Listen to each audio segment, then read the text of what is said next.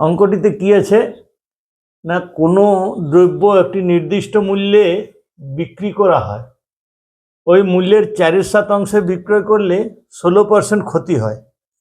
তাহলে প্রকৃত মূল্যের উপর শতকরা লাভ কত? এখন এই যে প্রকৃত মূল্য, এই প্রকৃত মূল্য আমরা ধরে নিই প্রকৃত মূল্য সমান 100 টাকা। 100 টাকা প্রকৃত মূল্য, প্রকৃত মূল্য 100 টাকা।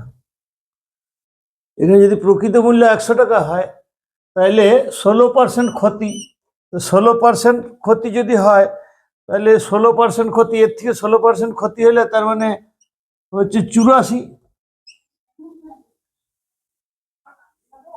এই প্রকৃত মূল্য বা ক্রয় মূল্য, ক্রয় মূল্য 16% ক্ষতি, তার মানে হয়ে গেছে এখানে বিক্রয় মূল্য 84 টাকা।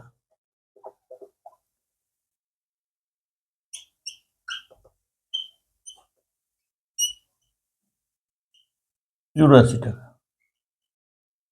যেহেতু বিক্রয় মূল্য 84 টাকা হয়ে গেছে এবং এই 84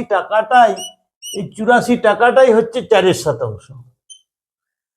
4/7 সমান যদি 84 টাকা হয়, 4/7 সমান 84 টাকা, তাহলে 1 সমান কত না 84 × 7/4 21।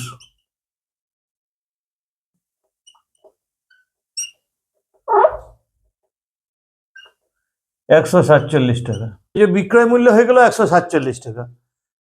তো এখন প্রকৃত মূল্য 100 টাকা আর বিক্রয় মূল্য হয়ে গেল 147 টাকা। তাহলে এই 147 টাকা যদি হয়ে যায় তাহলে আমার লাভ কত না 147 - 100 সমান হচ্ছে 47%। যেহেতু 100 টাকা আছে তার মানে রাইট অ্যান্সার হচ্ছে আমার ডি।